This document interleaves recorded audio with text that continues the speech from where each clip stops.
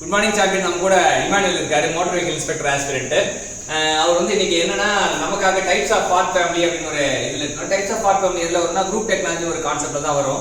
So group technology வந்து part ஃபேமிலிங்கிறது ரொம்ப ரொம்ப முக்கியம். பார்ட் ஃபேமிலினா group of elements having similar design attributes and manufacture attributes அர்த்தம்.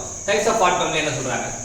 Part similarly based on design attributes, part similarly based on manufacturing attributes. So first பாக்குறீங்க design attributes வந்து ஒன்னா இருக்கு. இப்போ பாத்தீங்கன்னா எப்படி இருக்குன்னா இது ரெண்டுமே ஒரே மாதிரி ஷேப் பாத்தீங்கன்னா ஒரே மாதிரி தான் இருக்கு. இங்கேயும் 43 போல், அங்கேயும் 43 போல், இங்கேயும் பார்ட் 1 பார்ட் 2 ஷேப்பும் அதே போல இருக்கு, ஓடும் அதே போல இருக்கு. இது கோல்ட் ரோட் ஸ்டீல், அது அலுமினியம் மெட்டல் மட்டும் மாறி இருக்கு. டாலரன்ஸ் வந்து மாறி இருக்கு.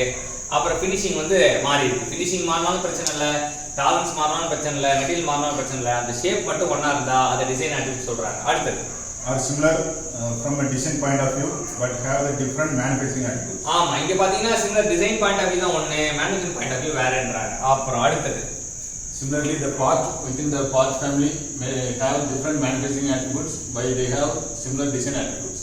So என்ன அப்படின்னா the part with the part family may have different manufacturing attributes. இதே தான் different manufacturing attributes இருக்கும்.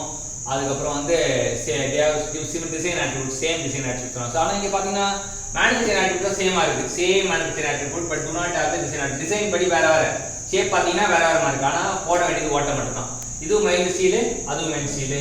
இதுவும் டாலரன்ஸ் சேமாக இருக்கு, அதுவும் டாலரன்ஸ். ப்ரொடக்ஷன் இதுவும் 500 பீஸ் வந்து அதுவும் மேனுஃபேக்சரிங் சம்பந்தமா எல்லாமே ஈக்குவலா இருக்கு. ஆனால் படத்தை பார்த்தா மாறி இருக்கு. அதனால டிசைன் attribute மாறி இருக்கு, மேனுஃபேக்சர் ஒன்னா இருக்கு.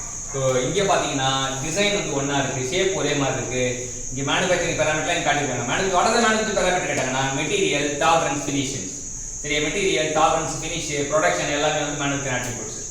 டிசைன் பார்த்தீங்கன்னா ஒன்லி ஷேப்பு, ஜாமெட்ரி அப்படிலாம் சொல்லலாம். இங்கே ஓல் 43, இங்கே 43, இங்கே ஷேப்பும் அப்படி இருக்குது, ஓலும் அப்படி இருக்குது. ஸோ வந்து டிசைன் சேமாக இருக்குது, மேனுஃபேக்சரிங் மாதிரி இருக்குது. ஸோ இங்கே வந்து பார்த்தீங்கன்னா டிசைன் வந்து பார்த்தா ஷேப்பில் வேற மாதிரி இருக்கும். ஆனால் இங்கே பார்த்தீங்கன்னா மேனுஃபேக்சரிங் வந்து சேமா இருக்கும். ஸோ மெட்டீரியல் வந்து பார்ட் ஃபார்ம்ல இருந்து 2 வகைப்படும் சொல்லிட்டு இமானுவேல் கற்றுக் கொடுத்தாரு. ஒன்று வந்து டிசைன் ஆட்ரிபியூட் வந்து சேமா இருந்து மேனுஃபேக்சர் மாறி இருக்குது, இன்னொன்று மேனுஃபேக்சர் ஆட்ரிபியூட் சேமா வந்து டிசைன் ஆட்ரிபியூட் மாறி இருக்கு. ஸோ இந்த ரெண்டுத்தையும் கற்றுக் கொடுத்த இமானுவேல் இன்னைக்கு மோட்டார் வெஹிக்கிள் இன்ஸ்பெக்டர் ஆஸ்பிரண்டா இருக்காரு. நாளைக்கு அவர் மோட்டார் வெஹிக்கிள் இன்ஸ்பெக்டரா ஸ்டாரோட வளம் வரணும்னு சொல்லிட்டு நம்ம எல்லாரும் ப்ரே பண்ணுவோம். அது மட்டும் இல்லாமல் அவர் இந்த கண்டென்ட் நமக்காக கொடுத்ததுக்காக வாழ்த்துவோம், பாராட்டுவோம், நன்றி.